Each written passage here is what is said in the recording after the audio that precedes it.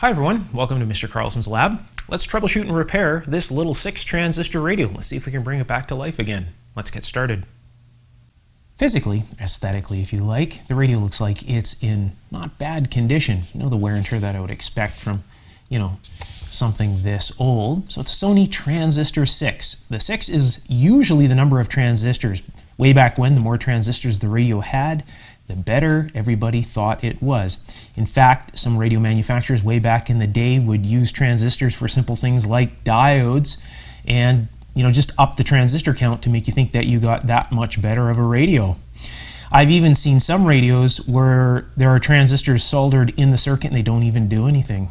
So it has more transistors. Transistors were cheap, and of course I guess it would up the count of the radio. Of course, when people discover that, the radios themselves lost credibility. But, since this is a Sony, I would imagine all 6 transistors are doing a job. You can see the nice little transistor symbol right in the center of the dial there. Did a nice little job of that. The dial itself is nice and smooth. The volume control and on-off control, not so much. Kind of feels like we're grinding rocks here. And yeah, it just does not feel good. So I don't know what the deal is with that. The case has a chip and it's a little bit of a maraca, so who knows what's inside. Maybe this thing is just filled with gravel. So it has a nice little stand on the back here. Pull the stand out and you can set it up like so and listen to it. Bunch of jacks on the top here. And it looks like it's relatively easy to get into. Now we're going to find this out together. That's probably the way in. So let's see what we're up against. Let's see if there's gravel inside this thing. Or maybe a piece of lead or something like that. All right, that feels somewhat loose. I think it was supposed to have a strap at some time as well, but maybe this is the reason it has a crack. Maybe, maybe not. Oh, there we go. Oh, look at that. Oh, look at all the crusty goodness inside this thing. This looks like it is. The battery holder has seen better days. It almost looks like rust. Sure has a interesting smell to it, that's for sure. Looks like a piece of rubber band that's decaying. Oh, that switch is ugly. Let me zoom you in. That's pretty ugly. Broken right off there. It's all loose in here. So we'll have to tackle that. Looks like we have a wire that's come off. Looks like it may have come off the center terminal here. Right there to there. And it would look like it would possibly make sense. So this would be the audio output chain. Look at how they've got the nice little Sony written on each transistor. Isn't that nice? So this would be the driver transformer and the output transformer most likely. So driver and then 2 outputs right here. The layout of these is pretty straightforward. So we have the tuner here. So obviously this is going to be the oscillator up in this corner. And we're going to work our way around the corner into the IF section. So first IF, second IF, and then this here would be most likely probably the audio detection, and then going into the audio potentiometer here, volume control, and then out into the audio section. That's how it looks to me anyways. That looks like a detector diode. Some solder on the corner there. So you never know through time how many people have been in something like this, right? So this thing could be completely screwdrivered, and of course that affects everything as well. So we're gonna have to try and get the circuit board out of here somehow, I imagine. So look at this. All right, let's give it some power and see what happens. So I don't want to, I guess you could say, jump too far ahead. I'm pretty sure we're gonna have to take the circuit board out. It's looking pretty bad. So what I'll do is I'll attach a power supply to this. So this would be positive. You can see a red lead here. And this is going to be negative, which goes to the switch. So they're switching the negative side. See, the batteries are all facing this way. Now, of course, not to be confused with mercury batteries yet. You can see it's positive here, right? So that would be positive on this side right here. Look at that. Super heterodyne. Always love the artwork inside this stuff. Look at that. Neat Sony over there. Made in Japan. Artsy with the battery. Just neat stuff. I like this old stuff. It has real character to it. So, all right, I'll get a power supply hooked up and let's see what happens. We'll use this power supply right here. Turn that on. And I will plug in some just alligator clip leads so I can just run some, alligator clips down to the bottom. So I'll just put the banana plugs in the power supply here. And we'll set that up to about, 6 volts maybe. That should be okay. That's close enough. Then what I'm going to do is I'm going to take these leads, and my current is turned right down. I'm going to short these leads together, and I'm going to turn that up to about, we'll say 0.5 amp. Okay, so that makes things good. So if anything is shorted, 500 milliamps is where it's going to drop out. Okay, now I'll put these leads down here,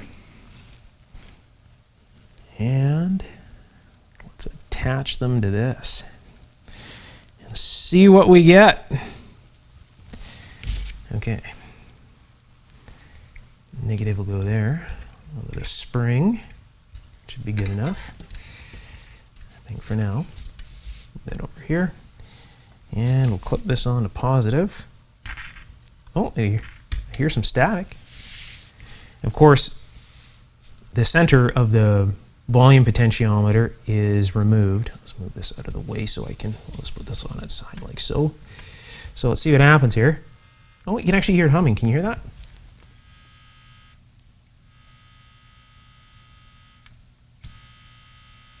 So that'd obviously be the input to the audio section. So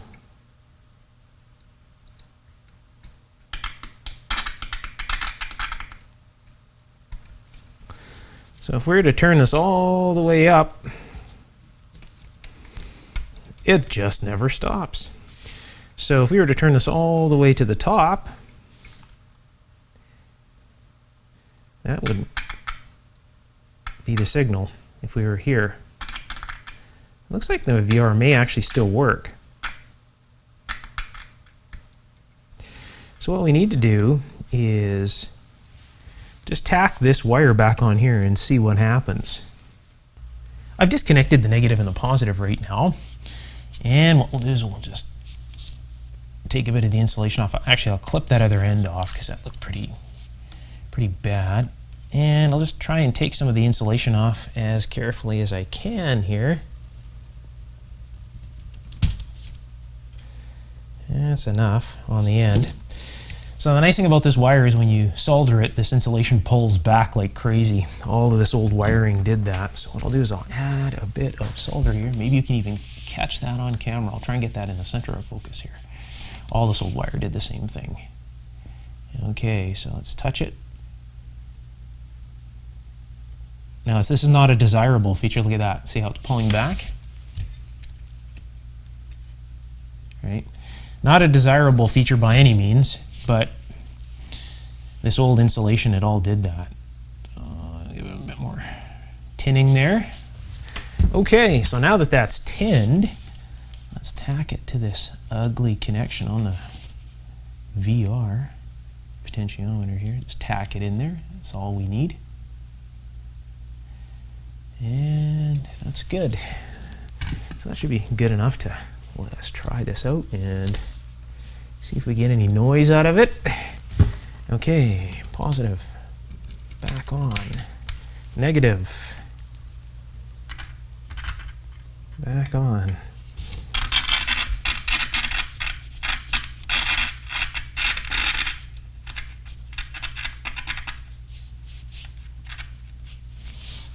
That's at full volume. And just to make it sure it's at full volume, what I'll do is I'll short the green to the yellow here.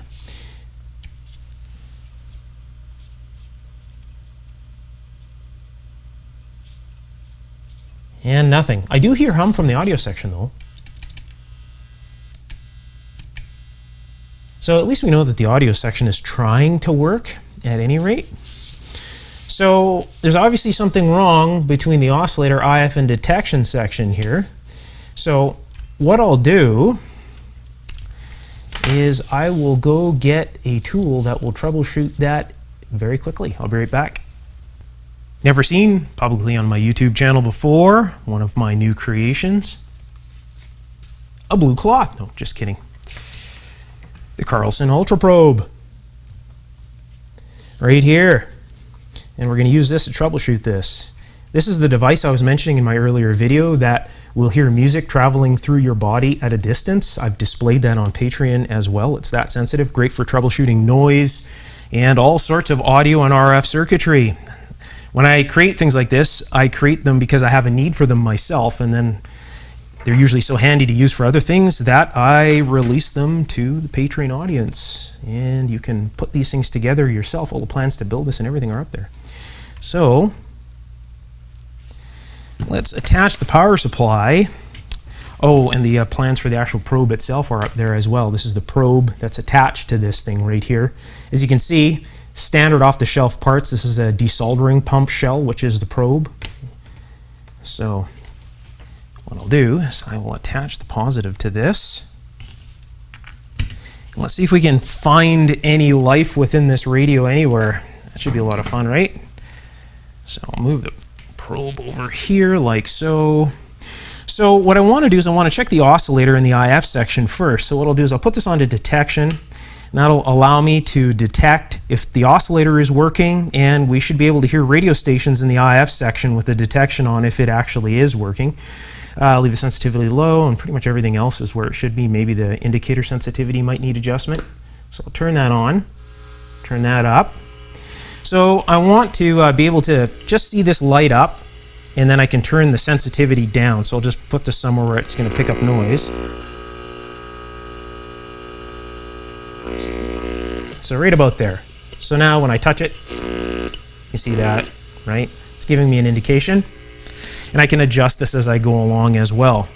So now, if the oscillator is working, if I put the probe, this tip here, which is a shielded piece of coax right up to the end, it only hears right out of the end. If I put this close to the oscillator, we should hear a rushing noise in here, and we should see the indicator light up at the top. So I'll get close to the oscillator.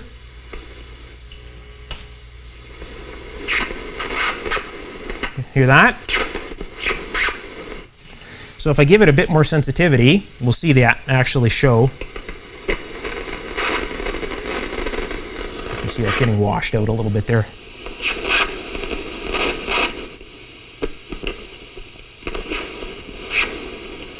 So we can see there is definite action in there. If I turn the actual gain up to, I don't know, just under a quarter of the way, I don't even need to get close to it.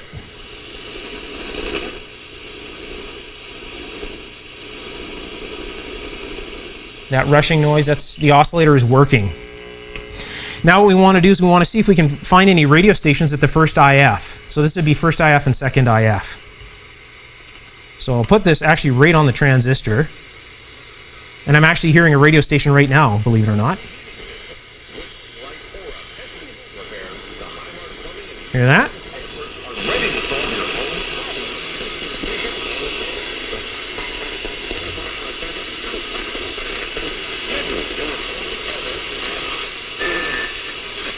If your skin's a talk, would you listen? As your skin, I forgive you. I forgive you for poking and popping. Okay, so now that's relatively loud here. That should get very loud here if there's amplification and these stages are working. For damaging me before prom. Very loud. When you were 16, 17, 18. But I'm your skin. You continue to tan. I hope you can forgive me. Forgive me. So now we know that the actual entire radio is working up to this point. The oscillator is working and both IFs are working. So let's go over here. Now we can hear this on what looks to be the detector here. Now I haven't pulled this out, but this is most likely the detector. 29 years old. Protect your future. Learn. So this is using the detection that's in this device right now, all right? So we actually don't need any, this is actually, I guess you could say, demodulating this all the way through, okay? So if I stick this onto audio and turn up the audio gain, if the detection section is working or we have audio in here, we should just hear the audio. And we don't. And that's the same symptom that we're getting from the radio itself. So we have signal getting up into this area right here, and then it's stopping. We know that the audio section works because we touched the green lead and the radio was humming. So something in this area here or in this area is bad. So maybe these caps or this cap or the diode or something in this section is not allowing the signal through. We'll pull the circuit board out and find out where it is. And that's just how easy it is to troubleshoot with this thing. It's so easy, it's almost like cheating. Let's take this board out of here, and hopefully too many wires don't have to come off or break off. It looks like that might be a screw that would loosen the board, hopefully. Maybe this one over here. I don't know if that's holding it in. Feels like it may be. Yes, it definitely is.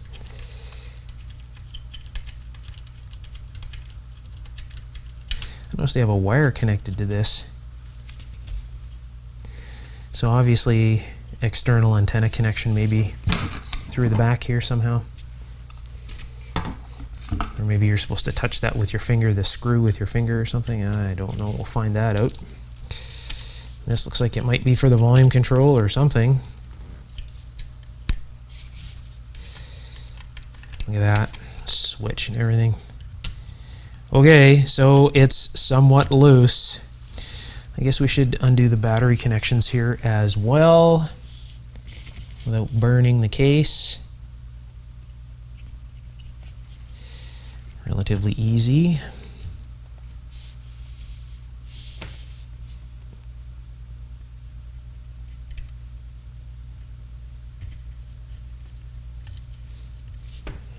Okay. Should make it a little easier to test as well. Okay, so that's disconnected. So what do we got here? Feels like the maybe the dial in the front. Oh, I bet you. Yeah, so this is going to have to come off as well. So let's put that volume control back in there. So it looks like the plastic has to come off. So hopefully that is going to be about the right size. Hopefully all of this is in focus. Can never be easy, right?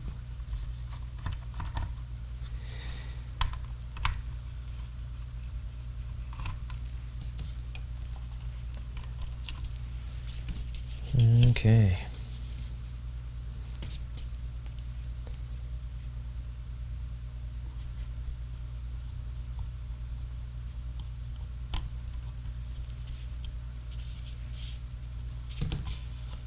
So I imagine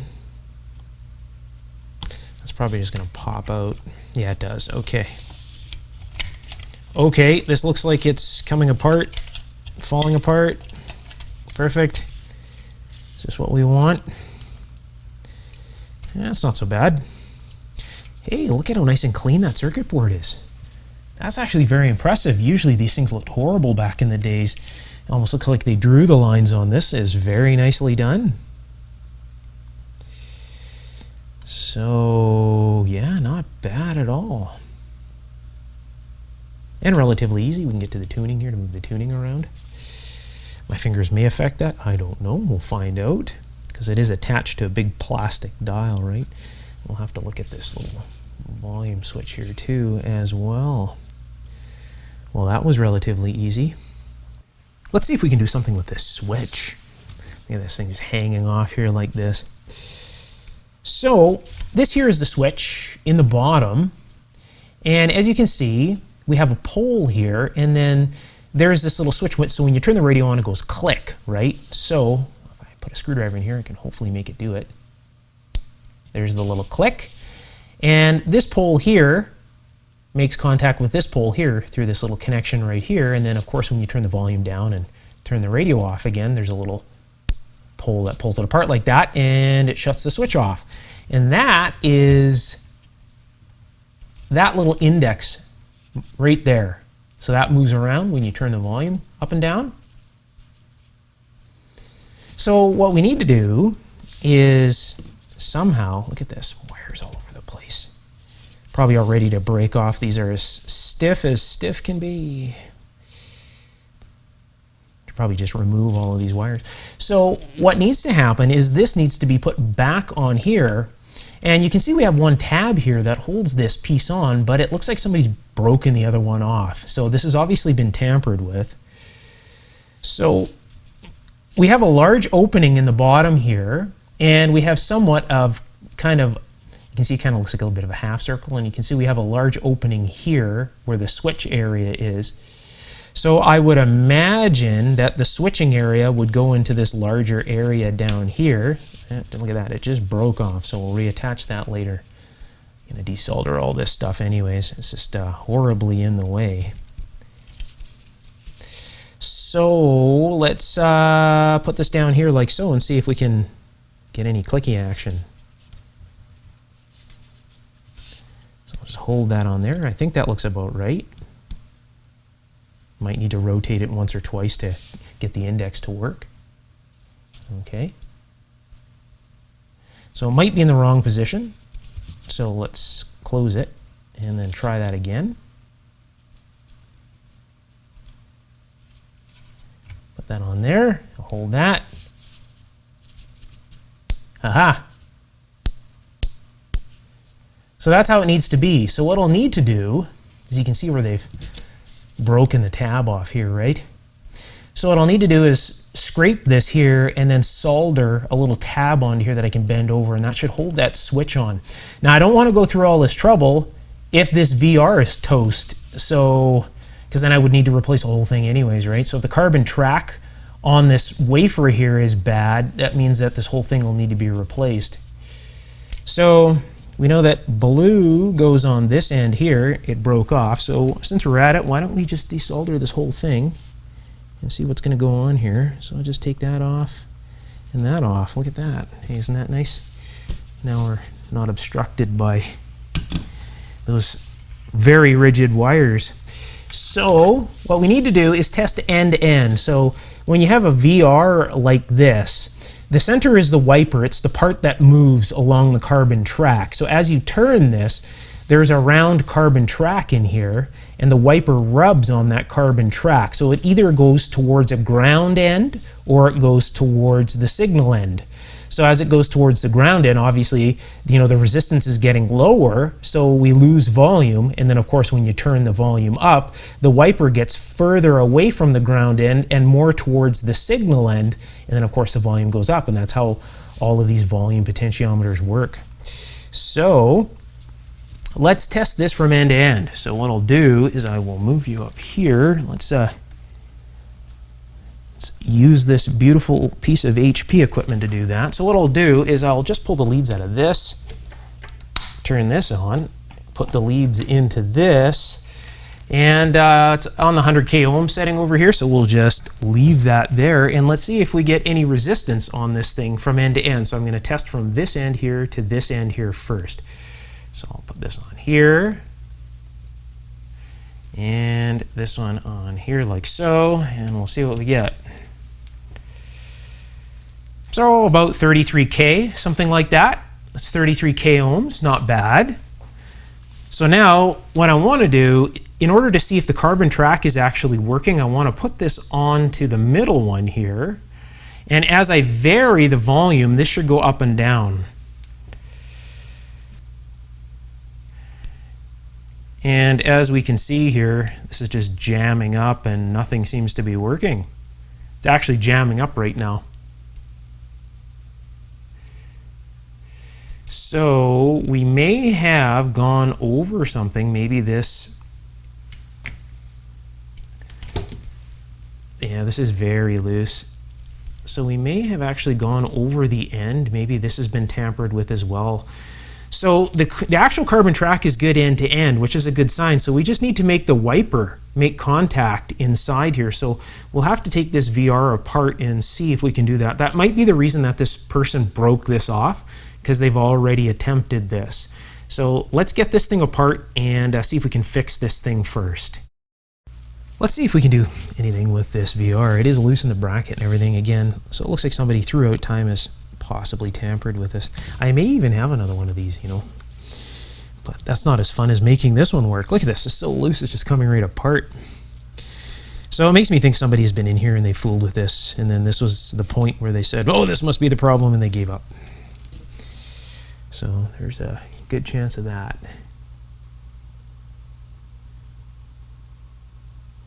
So you can see that this is even moved over, right? It's supposed to be over there, and then this is supposed to be bent up in here, like so.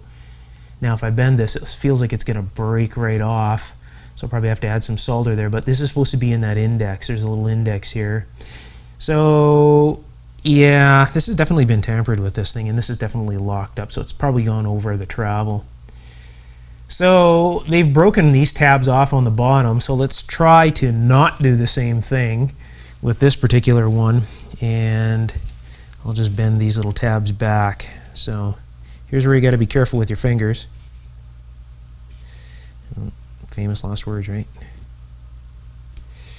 I want to move these back as carefully as possible. What I will do is go grab a pair of, what really works with this well is a pair of clippers.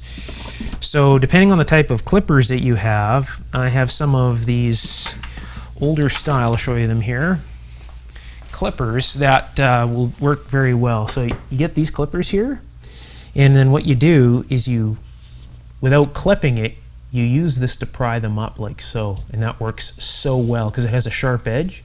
So you push with the, you know, you're pushing against the body with this side, and then you have this under the other piece, and you just lift them like that. It works so well to do this.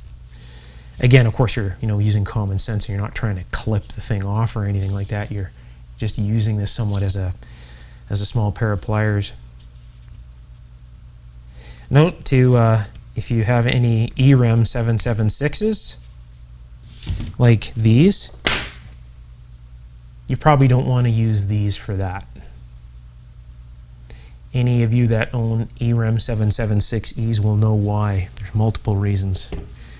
One of them is the price. So let's get this apart. So we got the case off. So let's take a closer look at that.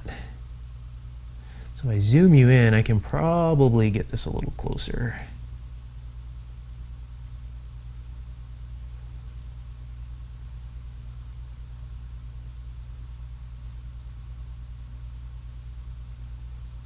It feels like something's jamming on that. See that? It looks like it's jamming on that little post right in there.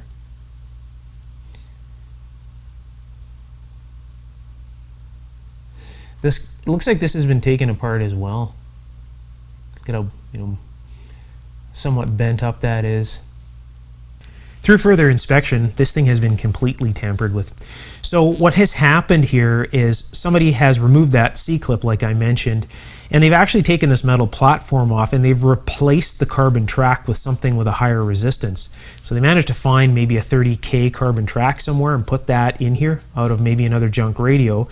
And what they've done is they fooled with the wiper so much that they've actually broken the tab off. So you have to bend these little tabs back and forth many times before they'll actually break. So it tells me that this thing was a real sore spot, and what they've done is they've just been continually opening this, trying to make this thing work over and over again. So that is a definite sore spot for this radio, so I really do need to find a replacement for this. Now the problem is this shaft size here is really small. Like a normal shaft size, I'll grab something here that's more standard, is something like that. You see this has got the switch on the bottom, more modern, right? It has the switch on it, right? And that's about the size of a normal shaft, whereas, you know, that's what's in this radio right here. So I will have to go do some digging.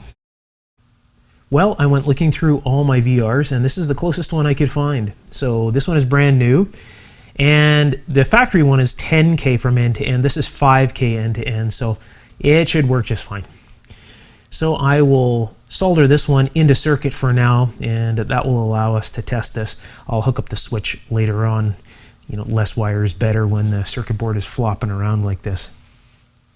The VR is just tacked into place here, so we can test out the radio and see what happens. Now, I don't expect much to happen when we give this thing 6 volts, because we did short the leads on the old one to see if we could get signal across, and there was nothing happening. So let's see what happens, and we'll just go step by step here until we find the issue, because really this is all about troubleshooting, right? It's actually coming to life. That is strange. So what I'll do is I'll move this up here just a bit to get everything happening. So I'll give it a bit more volume. Hopefully there is some more. Oh, there is.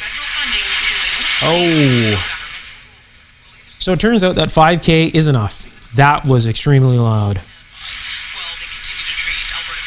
Wow. Grab my 369 antenna. Wow.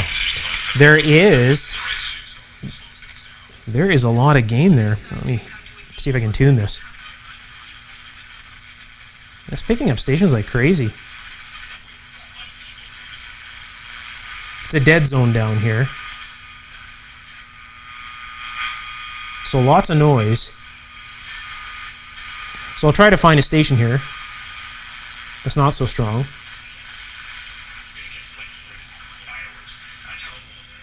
Then, now you can hear this here. I'll turn this up. Then I'll bring the 369 antenna over top. Oops. Over top here, and then just grab the leads.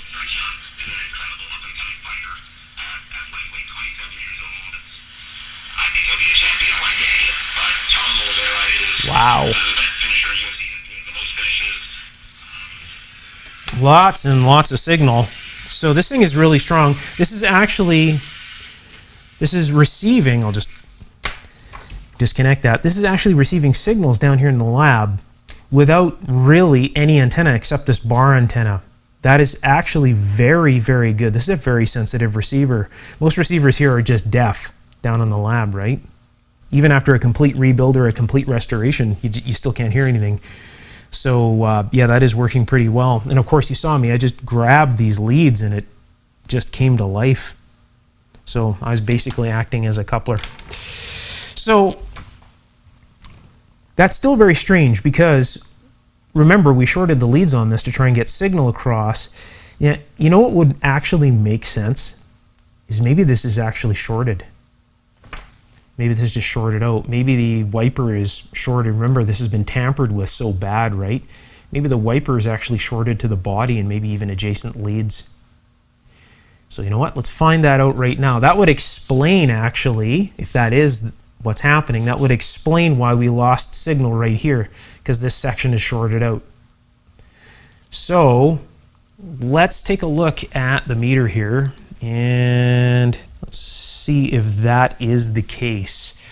I really can't see it being anything else, but let's do this. Plug this into here again, and I will grab this. Okay, so what I'm going to do is connect the leads. So I'll connect from the wiper to the case here and see what happens. So wiper, and this would be the case. And there we have it. Look at that, that's a dead short. So that's the reason that we were losing signal at the detection area right here, because this gets coupled right into the volume control, right? So this gets coupled directly into the volume control from this area. So just shorting this out, that's why we lost signal. So we had signal on this side, but nothing on this side. So there you have it. So all it needed was a VR, and that VR, that 5K ohm VR is plenty loud. It's actually uncomfortably loud. So that little speaker that this radio has right here is very, very loud. So this needs to be, this little VR here, needs to be installed in the actual radio itself. So let's figure out how we're going to do that and just test this out. Now technically, for this radio to be really at optimum performance, it should be completely recapped. So all of the electrolytics should go, but the thing is working so well the way it is, it would almost be kind of interesting just to run it like this to see how long it goes. So I may actually do that. I would like to see how long it goes on these original caps, because right now it's functioning. I don't think it could get any better than what it's doing. From what I can see down here in the lab, the way it's receiving, this is working extremely well. So we'll call this an ongoing experiment. These Sony, this is original Sony stuff, right? So it'll be interesting to see how long these caps go. All right, I'll get the VR installed, maybe put some batteries in it and see how well the thing works. The radio is all back together. Went together very easy, just the reverse of the way we took it apart. I noticed the battery terminal was in pretty bad condition, so if you push any pressure on it, it was just going to break off. So what I did is I took a piece of double-sided circuit board. I'll zoom you in here.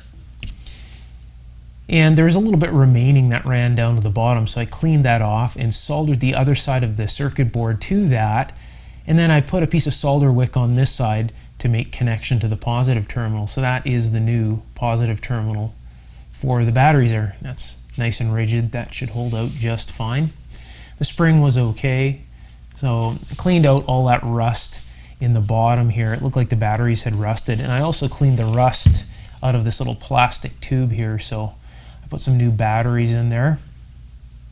So we can try this out in just a moment. The new VR is installed over here. That went together very nicely and aligned up very nice as well. So you can see off, that's on, and then of course we see the volume there.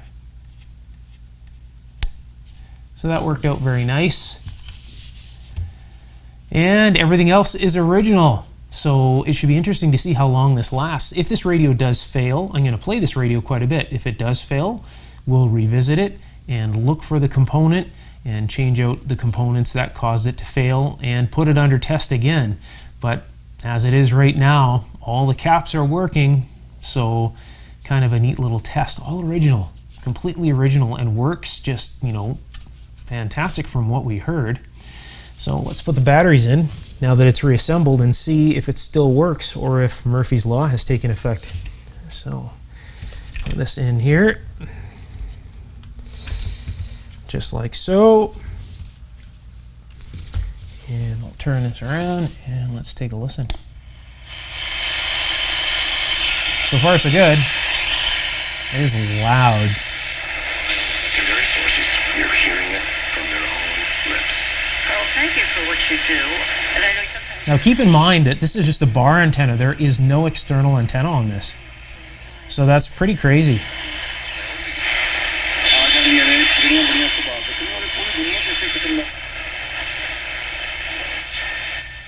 Market area, you could see some slowdowns, some closures, all, keep the streets free for the parade.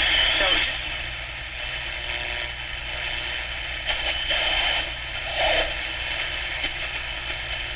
As well as other arguments, the strict judge Mariano Moriaka's ruling increases the I have to say, this radio is fantastically sensitive in order to hear any of that down here. It is such a dead zone. So what we'll do now is we'll give it an external antenna. So we'll give it an advantage. So what I'll do is I will clip the common onto that, and this is the external antenna post that goes out to the back side of the radio, which is that screw. So that goes right over to this little wire that goes into this coil here on the antenna. So that will help us out quite a bit. So I'll turn this back on. Now we're on the 369 antenna outside.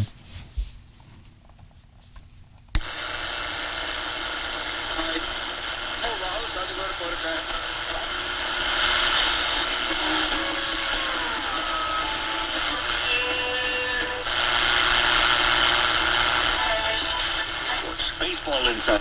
Big loss for Atlanta. Hey, so resident Super Bowl champion.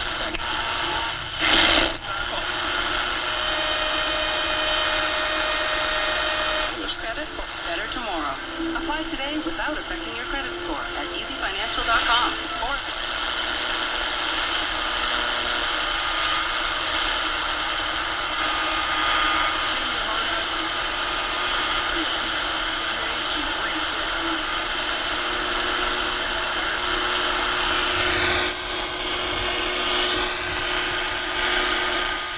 birazdan acili galbada switch'e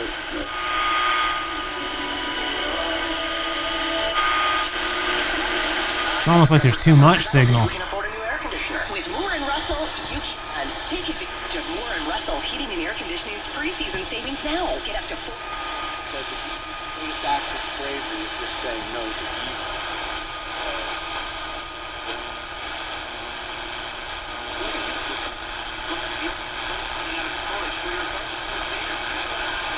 Better world starts with inspiration. The kind you get from every mountaintop, every ocean wave. Shopping. And who's the best? Everyone will. And quite there is amazing as all. Pretty amazing. As the living Father sent me, and I live because of the Father, so the one who feeds on me will live because of... The Vaisakhi. So very impressed with this little radio. All original, basically. All original, and just receiving like you wouldn't believe. Now keep in mind that this is during the day. So there are no distance signals, no, I guess you could say skip type signals coming in right now. So this is all just local stuff. This would be absolutely phenomenal at night. This would hear incredibly well. So for the little 6 transistor radio, this little Sony 6 transistor, it's, yeah, it really is amazing with all the original components. Again, what I'll do is I'll end up playing this, and if anything goes away in it, we'll revisit it and we'll troubleshoot this again and find the, you know, failed component and play it again. I'll play it again until it fails again, kind of put it under test, because, you know, with all these original parts, you know, it's, you know, that's some pretty good quality for way back when. Sony, way back when, really put some good quality in their stuff. All the transistors are functioning and everything. Just really, really good. So all in all, I'm very happy with this. This little radio receiver works very well. So I would say project successful and an ongoing test at this time. If you're interested in learning more about electronics, if you'd like to troubleshoot and repair electronics, modern and antique stuff, you're definitely going to want to check out my ongoing electronics course on Patreon. I also have the plans for the Ultra Probe there, so that's everything. Schematics, circuit designs, printed circuit board, layout designs, everything is there, with instructions on how to build it and all the stuff in between. I have many, many projects on Patreon that you've seen here on my regular YouTube channel. I've designed and created so many different pieces of test equipment. They are all there for you to build and enjoy, so definitely check it out. I'll put the link just below the video's description under the Show More tab, and I'll pin the link at the top of the comments section. So if you click on that link, it'll take you right there. If you're enjoying these videos, you can let me know by giving me a big thumbs up. Hang around. There'll be more videos like this coming in the very near future. We'll be doing lots of repairs and even circuitry design, troubleshooting videos, all sorts of stuff in between, restorations and all that great stuff. So stay tuned. So if you haven't subscribed, definitely do that now. All right, until next time, take care. Bye for now.